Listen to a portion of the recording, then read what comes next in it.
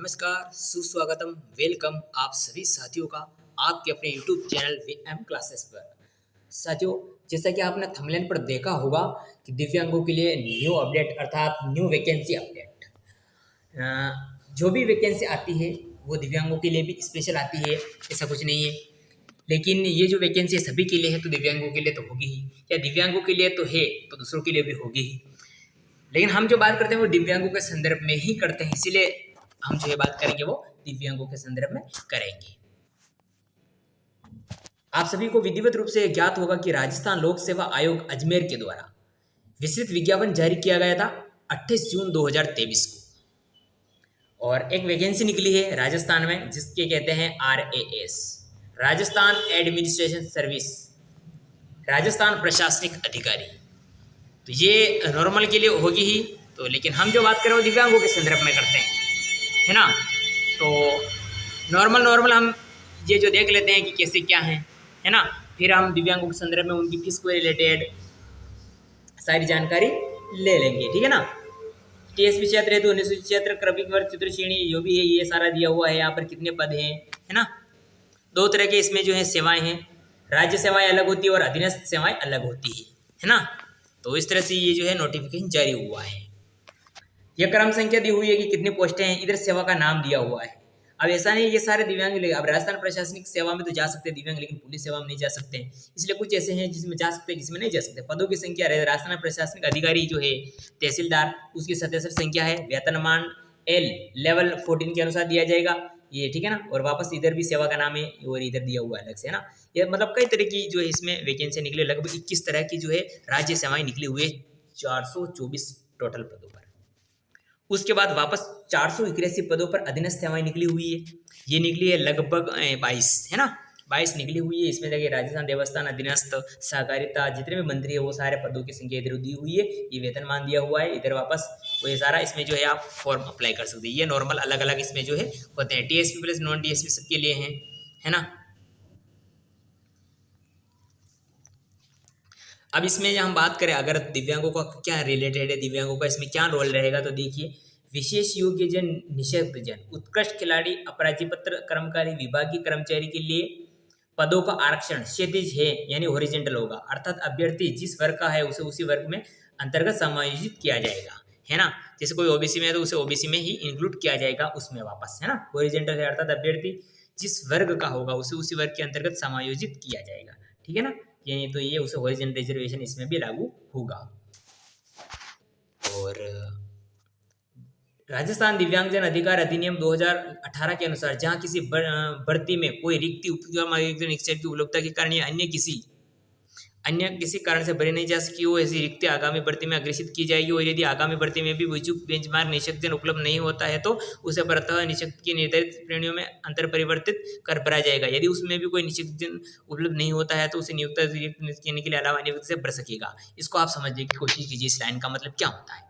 ये यहाँ पर ये बोलना चाह रहे हैं कि किसी, समझ लो किसी भर्ती में, जैसे RS भर्ती है, ठीक है ना, इसमें दिव्यांगों ने फॉर्म भरा, अलग अलग ने भरा, समझ लो कि LD की कोई भी सीट नहीं आई, सीट की है इसमें, सीट तो है लेकिन हाँ कोई कैंडिडेट नहीं मिला, समझ लो कि LD का कोई कैंडिडेट नहीं मिला, तो उस LD का जो रिजर्वेशन है या LD की जो सीटें हैं ना वो MD से बढ़ सकते हैं, MD से बढ़ सकते हैं, HI से बढ़ सकते हैं, BL LU से बढ़, कुल मिलाकर अगर जिस दिव्यांग कैटेगरी में किसी भी कैंडिडेट नहीं मिले तो उसकी जो दूसरी कैटेगरी है उससे भरा जाएगा। LD का कोई भी कैंडिडेट नहीं मिला तो इसका जो रिजर्वेशन किसे दिया जाएगा, HI को दिया जाएगा, MD को दिया जाएगा, है ना, और BL LV को उनको दे दिया जाएगा, ठीक है ना। और फिर भी नहीं मिलते हैं, ये कोई नहीं मिलते हैं, ठीक है ना, अगले वर्ष के लिए उन्हें स्थानांतरित कर देंगे। फिर भी कोई नहीं मिलता है तो नॉर्मल जो लोग होते हैं उनसे ये पढ़ देंगे, इनके कहने का मतलब ये हो रहा है, ठीक है ना। अच्छा, तो ये यहाँ पे देखिए आप हम जो बात कर रहे थे वो, अगर जो दिव्यांग जन की से अगर उम्र की बात करें तो उनमें जो है 5 वर्ष की इन्हें भी छूट दी जाएगी जो अन्य को दी जा रही है, ठीक है ना। और यहाँ पर दिव्यांगों से रिलेटेड यहाँ पर एक था, हम देख लेते हैं कहाँ पर था। राजस्थान दिव्यांगजन अधिकार अधिनियम के अनुसार निःशक्त व्यक्ति के ऊपर उल्लेखित उम्र सीमा में 5 वर्ष की छूट दी जाएगी, है ना। तो इस तरह से ये जो है इनका रखा गया है। और उसके बाद परीक्षा कब होगी, अक्टूबर में होगी, ये तो नॉर्मल है, सब जानते हैं, आप इसको देख लोगे। और उसके बाद अगर हम बात करें फीस की, अगर हम बात करें तो दिव्यांगों के संदर्भ में अगर हम बात करें, दिव्यांगजन की जो फीस है, अर्थात जो फॉर्म भरने की फीस है, जो चार्ज लगेगा वो 400 रुपये लगेगा। हालांकि इन्होंने सब फ्री कर दिया था, लेकिन अभी बोल रहे हैं कि 400 रुपये इनका जो है फॉर्म का लगेगा, ठीक है ना। और वन ड्राइव रजिस्ट्रेशन किया हुआ है सोसाइटी द्वारा लॉगिन कर वन ड्राइव रजिस्ट्रेशन के ऑप्शन पर जाकर निर्धारित एक मारी पंजीकरण शुल्क जमा करावे, ठीक है ना। एक बार ये पंजीकरण शुल्क जमा करावे, एक बार जमा कराना होगा, है ना, कोई बात नहीं, ठीक है।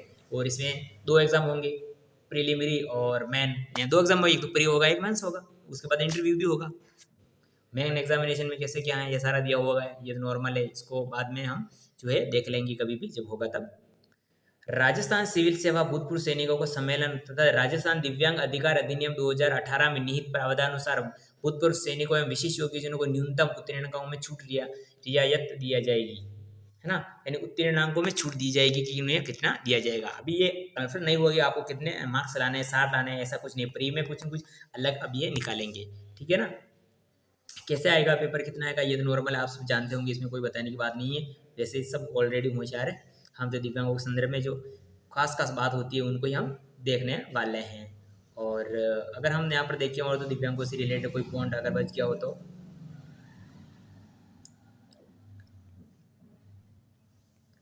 अन्य बिंदु ये है। और देखिए आपको बताया था कि राज्य सेवा में पद अलग हैं और अधीनस्थ सेवा में पद अलग है।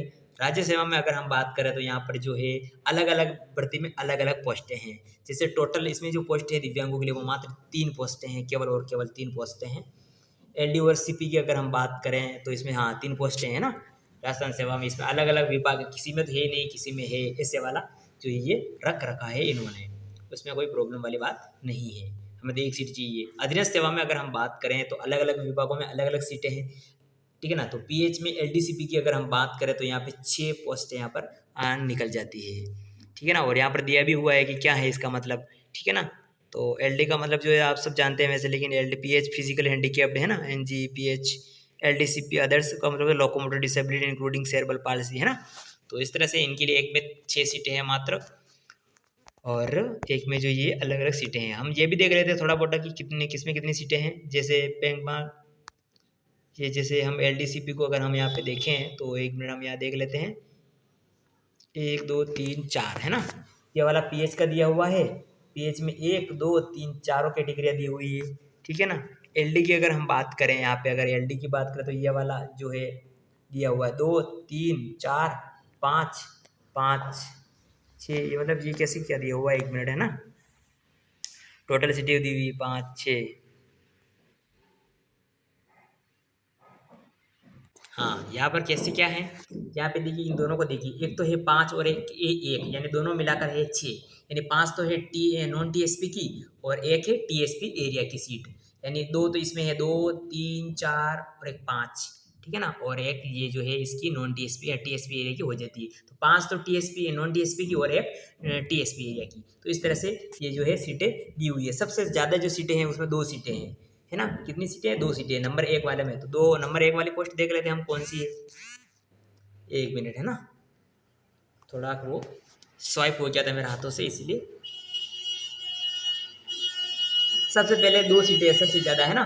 एलडीसीपी में 2 सीटें है, तो 2 सीटें किसमें है ये भी हम देख लेते हैं। 2 सीटें हैं राजस्थान सहकारिता अधीनस्थ सेवा नॉन टीएसपी की। अगर इसमें बात करें तो इसमें जो है 2 सीटें हैं दिव्यांगों एलडीसीपी की, ठीक है ना। तो हमने ये जानकारी ले ली छोटी सी कि कितनी कितनी सीटें हैं, फीस कितनी है, आयु सीमा कितनी है, प्रावधान क्या है, हॉरिजॉन्टल रिजर्वेशन का कैसे काम होगा, सारी जानकारी छोटी छोटी जो दिव्यांगों से रिलेटेड है आरएस में वो जानकारी ले ली है। आने वाले वीडियो में फिर एक और नई वीडियो में हम बात करेंगे आरएस की संपूर्ण जानकारी को लेकर। चैनल पर पहली बार है तो सब्सक्राइब करना बिल्कुल ना भूलें। मिलते हैं अगले वीडियो में।